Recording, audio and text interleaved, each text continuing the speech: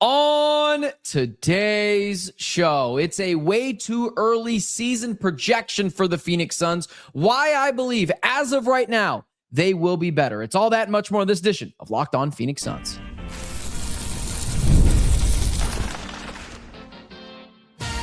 You are Locked On Suns, your daily Phoenix Suns podcast, part of the Locked On Podcast Network, your team every day. What is up? Welcome into yet another edition of Locked On Phoenix Suns. My name is Benjamin Garcia. Appreciate you joining me. We're part of the Locked On Podcast Network, and we got a lot of things to dive into. I know it's the offseason, and I know it seems like there's not a lot to get into, but there really is things that we can sink our teeth into. A lot of things to get into. Let's start with that Devin Booker, quote-unquote, disrespected a couple of days ago.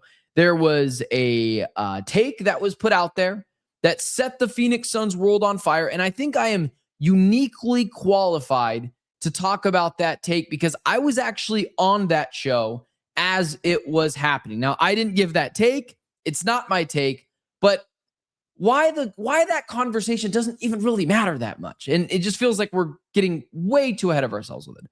Plus, the Wolves add Jonathan Kuminga. We'll talk about that for a brief second, but most importantly, we'll take a look at that Western Conference and see how it's continuously shaping out for the Phoenix Suns and why you just kind of have to start here and just talk about the Phoenix Suns potentially being a better team next year. So this kind of goes hand in hand with what we're going to talk about in the second segment, but and I know it's early, but I do want to talk about this because I know oftentimes I can come off as a bit pessimistic, if you will. And maybe I do that because it feels like everyone else is feeding you it feels like on this show, I try to make everyone take their vegetables because I care about you, the fan. I don't want you to be blindsided. I used to hate when I was younger when I would get super excited about the season because everyone that was in the know was telling me the season was going to be great, and then it fell flat on their face. And so maybe I overcompensate for that when I mention we'll see about Jalen Green. We'll see about Miles Bridges. We'll see about how the Suns structure their minutes rotation because I want you to be uniquely qualified as a fan this season to understand everything that is going on. And not to be confused with when something goes haywire. But overall, at the end of the day, I do think the Phoenix Suns are going to be a better basketball team. Now, there's the argument of how they got there. I continue, I don't know why I get labeled as, a little negative sometimes because I've told everyone, I love the Luke Kennard signing. I love every contract that the Phoenix Suns did this summer. There is not a bad contract on this team. Even Jalen Green's contract. Yeah, is he a little overpaid? Sure. But after this year, he's an expiring deal. So if you want to categorize him as a bad contract, sure, I guess you could do that. But I see that contract as very movable in a year if needed. And guess what? If he has a great year, then you're not going to move that contract, and that contract kind of becomes a bargain. And I trust the Suns' brain trust, i.e. more so Matt Ishbia, who was the head of getting all those contracts done. Make no mistake about it. I have made the mistake before in the past. This is not true. Or this is not true, that was led by Brian Gregory. I know Brian Gregory said, and now I'm getting a little off topic here, but bear with me. This is good information, and I want you to have this information. I know Brian Gregory said at the Miles Bridges press conference, he was asked, why is Matt Ishbia not up on stage? And that was a question I had, and I still have that question. But make no mistake about it. That was a Matt Ishbia move. That is not my take, right? That is not me guessing. This is a Matt Ishbia ran organization. This is not a Brian Gregory-led organization. I can tell you that, put on my reporter cap and say, that is true. And if Matt Ishbia is the one running the show, and he is, then I trust Matt that next year, if Jalen Green has a decent year, to get a bargain of a contract on that one. But anyways, I'm getting a little ahead of myself. The Phoenix Suns should be better next year. And it's a combination of a couple of things. One, the Western Conference did unequivocally get worse. I know I'm the one that likes to kind of like shield away from that perspective of like, are we sure that the Western Conference got worse? I mean, guys, look at the NBA Western Conference, and we're going to look at it. We're going to look at it again. We're going to look at it again. In the third segment, but Oklahoma City got worse. How much worse? I don't know, but they got worse. The Spurs are the only team that you could argue got better, and it's not because of a singular addition. You could say that the Spurs got better because everyone is getting older and they're going to come into their own and maturity is just going to take shape. It's a very young team. The Denver Nuggets unequivocally got worse. The Lakers, you can make the argument that you think they got better. I can make that argument, but I don't know. It does kind of feel like a lot of the Lakers signings were just kind of throwing money around. Quentin Grimes, who's the Colin Sexton, Walker Kessler, the Rockets. I look at them and I don't think they did anything. You think Fred VanVleet off a torn ACL is going to now just take that team to another level? No. And like, here's another thing. I just don't believe in Kevin Durant. Again, here's another thing. The Suns couldn't wait to ship his ass out of this team. The Suns couldn't wait to ship his ass out of here. Again, I know that. It's not an opinion. That's a fact. The Timberwolves. I am not going to buy into the LaMelo Ball thing. I'm not going to. And so like, all of those things being said, the Suns got better this offseason. How much better? You can make that argument. I think they got marginally better, but that's not really where they're going to make their jump this season. I do think there is a world where like you're seeing the teams like the Denver Nuggets, golly, they unfortunately have one injury and could really blow up their season. The Minnesota Timberwolves, I will not like, this is a hot take. And I know it's a hot take, but I don't buy into what the Minnesota Timberwolves are doing. I think that they got rid of a lot of their culture guys for a guy in LaMelo Ball who doesn't play a lot of defense, doesn't shoot the ball particularly well. He's a pretty good shot creator for others, but he's also a disastrous defender. And he's always injured. So there's all those things as well. I think the Suns, just by kind of staying the same but getting a little bit better, they're just going to naturally leapfrog teams. And I know I've struggled with the over-under line of FanDuel and what that's going to look like, but at the end of the day, it's just kind of about putting your trust in this organization. And from what I know, I trust Jordan Knott. I mean, like the guy didn't forget how to coach. Things kind of went a little haywire in the second half of the season. Guys got injured.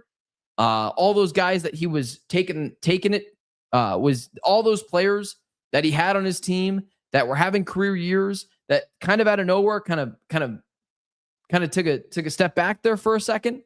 Like that's not on him. I trust Jordan Knott. And like also one of the things that is going to be the straw that stirs this drink is Devin Booker. And I know that I have had conversations about Devin Booker before, and we're going to have the same conversations here in a second. That, the superstar versus star conversation. But Devin Booker is a masterful distributor. He's a playmaker, and he's going to make everyone else better. And so for all those reasons, I'm going to take the Phoenix Suns to just be better next year. And I think other people should as well. And it's not just about how well how much better they got in terms of the on-court product. It's more about the surrounding things around them. And with continuity, chemistry, hopefully better injury luck, they should be a better team next year. And I think that's fair. And so I might have questions about how the Suns got here, right? But getting the information that I know, Royce O'Neal was a negative asset. Grayson Allen, negative asset. Now that I know those two things, it is unequivocally true. Miles Bridges is just better than those two guys. Now, do I agree with giving up the 2033 unprotected pick? No. But there's no reason to complain about that anymore because it's already happened.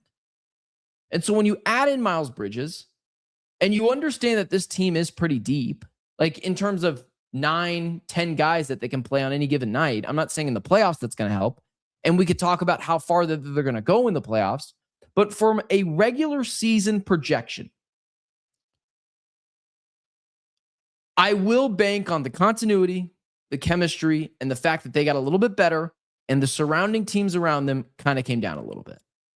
So I'll take the Phoenix Suns to be better. And maybe at some point we'll talk about what that could look like in terms of a playoff projection. but I'll leave it at that for now. The Phoenix Suns, they got better and they will be better. Devin Booker disrespected by a guy I've had on this show before. And are we beating a dead horse with it? I think we are. Let's talk about that next. Today's episode is brought to you by the folks over at FanDuel. Baseball fans, if you know who's hitting a homer today, FanDuel is giving you a free chance to call your shot with daily dingers. It's easy to play. Just make your free pick for who you think will hit a home run in their game. If you're right, you'll receive a profit boost to use on your next bet for a chance at extra winnings. Best of all, you can make a free pick every day throughout the MLB season. Daily Dingers is a fun way to stay engaged with every day's games, whether you're following your favorite team or keeping an eye on matchups across the league. Every game has someone capable of going deep. Now you can get your chance to make your prediction before first pitch. Sometimes it's a hitter who's been on a hot streak, a favorable pitching matchup, or even a ballpark that tends to give up home runs. Those are always the first things I look at before making my Daily Dingers picks. Listen, if I'm going to take a Diamondback right now, what about Ryan Walshman? Now, to be fair, they're going up against San Francisco Giants. It used to be called AT&T Park. I don't know if it's called the Oracle Park. That's not necessarily a hitter's friendly ballpark. So maybe you stay away there. But overall, got the Diamondbacks next week and the Phillies at home, hitter's ballpark. Maybe Brian Walshman's still feeling it. So, hey, are you ready to play your game today? Join all the action at FanDuel.com. That's FanDuel.com to play Daily Dingers and make your free pick on who's hitting a home run. Play ball and swing for the fences on FanDuel, an official sports betting partner of the MLB. All right, keeping the show rolling. So, for those of you that don't know, there was a take, and I don't know why people are like scared to say the name. We all know who it is. He's been on the show before. He's a friend of mine. On the Suns Valley, he does the Suns Valley podcast, and he does a good job. Like, everyone's prone to the occasional bad take. The whole thing is kind of a little frustrating. So Gabe basically said, and maybe I should just play it for you guys. So maybe I should just play it for you. Here's the clip from my guy, Gabe Guerrero. Book doesn't make his teammates twice as good as they normally are. Chris Paul does. Book affects one part of the game very strongly, scoring. He doesn't do that in defense. He doesn't do that in playmaking to the level that it takes to take your team all the way. He can affect one phase of the game, not all three. Can I say the same thing about Luka? He affects one phase of the game. He affects, I think, two. His own scoring and making his teammates score. So he's going to score as much as Book is going to score or more, and then he's going to make other players almost catch up. You know what I mean? It's the panel. So you can literally hear me like about ready to combat that take with Gabe. I got cut off, and so we kind of moved to something else directly after that. But I was on that show, and I got to be honest with you. When I heard Gabe say it, I was kind of like, oh, they're going to clip that. And a little bit of it, like, to be fair, like, this is the context that I believe I add on this show. I think he got pulled a little out of context. The conversation was more about Devin Booker as a 2-guard versus Devin Booker as a 1-guard. Overall, the take is kind of the same, and I would agree with you guys. And I'm not trying to defend Gabe's take. I don't agree with his take. I don't agree with his take in like a large majority of that, right? But it was funny to me how I saw everyone kind of cling to like that one part. Like, Booker doesn't make his teammates better. Of course that's not true. Of course that's not true. Devin Booker makes his teammates infinitely better. We have a lot of data to show that off, that is unequivocally the truth. That Devin Booker is a masterful playmaker, and to be fair, should kind of just be treated as such type of player.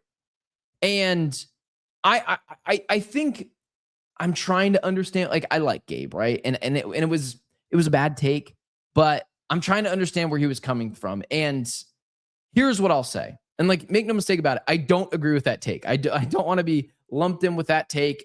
And again, I think he was taken a little out of context, but I don't agree with that take.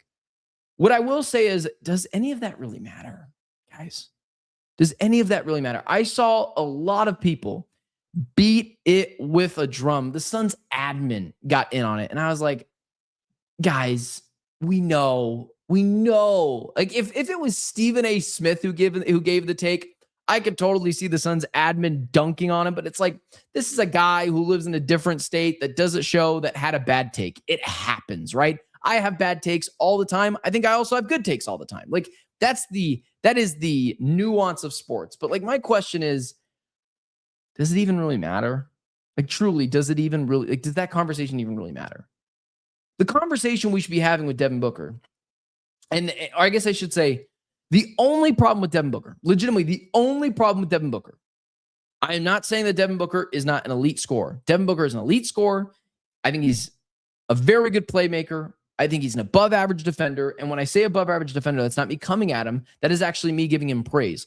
99% of stars/superstars in this league do not want to play defense. And why do they not want to play defense? Because they want to spend all their effort on the other side playing offense. Devin Booker is an above average defender. He makes his teammates better. He shoots the ball well. All those things. Like Devin Booker is a fantastic player. I love Devin Booker. I hold Devin Booker more accountable than other shows do because of this one reason. This one reason. Devin Booker is a star player. He is somewhere between the 18th to 21st, 22nd best player in the NBA. He is an all-star. He is a star-level player who is paid like a superstar. And that is going to haunt the Phoenix Suns at some point. It will, unless Devin Booker takes his play to another level. And I don't think at year 11, Devin Booker is now going to ascend into being a superstar. And people always ask me like, well, Devin Booker's not a superstar. Everyone has their own opinion of what a superstar is. Just because I say what a superstar is does not mean I am right. Just because you say you know what a superstar is doesn't mean you're right. It's subjective. To me, a superstar is a top 6 to 8 player in the NBA, meaning 99% of the time we have 6. Sometimes I'd say like 50% of the time we have 8 of them. I think right now we have like 7 of them. Meaning, and my definition is, if you have one of these players, you can win a championship regardless of the team around you. And that's the only issue with Devin Booker. Not that he's not a great player, not that he doesn't score well, not that he doesn't play make well, because God, he does all those things well. He's an elite level. I think he's an elite level playmaker. I think he makes his teammates a lot better. He shoots the ball incredibly well from the mid-range. Sure, he's not a great three-point shooter, but whatever. He still gets to the rim well. I think he could get to the line a little bit better, but like all those things, like Devin Booker does well. The only reason why I hold Devin Booker accountable more than other shows is I need him to go band for band with I believe I need him to go band for band with Giannis and Nikola Jokic and LeBron James at times and Kevin Durant at times and Victor Wembanyama at times. Like I need him to go band for band with those guys, and he's not capable of doing it. That is the only issue with Devin Booker. Not that he is not awesome, not that he is not an elite playmaker, not that he's not a good scorer. That's the only issue. And that is the only thing we should be talking about when it comes to Devin Booker. Everything else is just media on other media dunking on each other. That's it. That's it. And so that's what drives me a little crazy is over the last couple of days, other shows and Twitter accounts have been scoring cheap jabs about, is Booker a good playmaker? Everyone knows he is. Gabe knows, I think Gabe knows he had a bad take. Or I think also Gabe was taken a little out of context, so I think he would have changed his take a little bit if the conversation was a little bit more nuanced. But again, regardless, none of that really matters. I wish we spent more time talking about the actual issue with Devin Booker.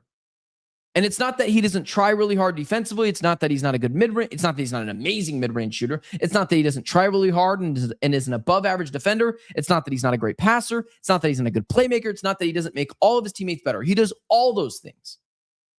But some of those things he doesn't do to the level of Nikola Jokic or Luka Doncic or Victor Wembanyama or, as of recently, Jalen Brunson, but that's a little bit different of a conversation. Jalen Brunson coming from the Eastern Conference, just a little bit different. Steph Curry, he doesn't do. So, like, the problem is I have this star player, all-star player. I love Devin Booker. He's right here. His autographed picture is right here. Let's not change the conversation to something. And the only thing that we should be arguing with is We have this star player who is paid like a superstar, and I need him to go band for band with Nikola Jokic and Giannis Antetokounmpo and Victor Wembanyama, and he's not capable of doing it. And that's why I've always said there's like 7 Batmans in the NBA at a time. It's not me going after Devin Booker. It's just me being honest about it. Devin Booker is an elite level Robin. Elite level Robin. He needs his Batman. That's all. That's all. And to be fair, like, this is a pretty damn good basketball player. He's going to be a Hall of Famer one day. He's an all-star. Like, let's not change this argument into hating Devin Booker. Let's change the argument into a different word. Let's just be honest about Devin Booker so we can assess and change our conversation as needed. I have never once advocated to trade him. So don't change the argument to that either. I've never once said I don't appreciate him. I have one problem, and that's it. I think that is fair. Although, maybe I'll get clipped and people will take it on the internet for something it's not. Wolves got Jonathan Kuminga yesterday. How much better is the Western Conference, and is it really change anything? No. But let's talk about it next. Today's episode is brought to you by our friends over at Odoo. Running a business shouldn't feel like you're trying to connect a bunch of systems that were never designed to work together. One app for accounting, another for inventory, another for sales, and somehow none of them talk to each other. That's where Odoo comes in. Odoo is an all-in-one business management software that brings every part of your business together in one powerful platform. From sales and accounting to inventory and marketing, everything works in one place. Odoo is one platform to manage, grow, and scale your business. The best organizations know that success isn't just about talent. It's about having everyone working together and reaching that same goal. And that's true in sports, just like it is in business. One thing that really stands out is how this organization got everyone pulling in the same direction with the acquisition of Dylan Brooks. Although it wasn't just him and moving off of Kevin Durant, it wasn't just one great player or coach. It was a coordinated effort across the entire organization that made it so successful. Great organizations win because operations matter, and that's why you should get Odoo. Odoo is one platform to manage, grow, and scale your business. Try it free today at odoo.com/lockedon. That's odoo.com/lockedon. So the Minnesota Timberwolves yesterday, they went and got Jonathan Kuminga, former rumor mill of the Phoenix Suns, Jonathan Kuminga. You know what I mean by that, guys? You know, there's all this time last year, I've got Brett Siegel on the show telling me it's not happening. Brett, he's not coming here. And, probably a good thing for the Phoenix Suns. But eventually, Jonathan Kuminga never ended up on the Phoenix Suns, which again is probably a good thing for them because Jonathan Kuminga has not, I don't want to say he's not a winning basketball player because he hasn't been here for a long enough time, but I do think it would have been a little conducive to what the Phoenix Suns already have in Jalen Green, where last year, one, there would have been a little bit of redundancy between those two players, but also it would have been, Jordan not trying to figure out Jalen Green and Jonathan Kuminga. Now, obviously that didn't happen as much because Jalen Green, came back from an injury, had some of those issues, but with all that being said, Jonathan Kuminga was added to the Timberwolves yesterday, and I want this to be the case. I want to just talk about it from this perspective, just from a Timberwolves perspective, because I don't think I've ever had this take quite yet. But if there is one team that I look ahead of the Phoenix Suns that was in the play-in that wasn't in the play-in last year, that I do think the Phoenix Suns can leapfrog, I think it's the Minnesota Timberwolves. The Minnesota Timberwolves have completely changed their identity of what kind of basketball team that they want to be. Last year, it was physical. It was defensive driven, but also incredibly physical. It's one of the reasons why they're the only team equipped to slow down Nikola Jokic. Because let's say Nikola Jokic gets matched up with Jaden McDaniels at the top of the key. Okay, well, he gets past him. You know who's waiting for him? Julius Randle. Okay, well, he gets past Julius Randle. Then it's Jason. Then it's Jason. What the heck am I saying? Then it's Rudy Gobert. It's a bunch of these different players ready to just push them around and make every point that they score harder and harder each time down the court.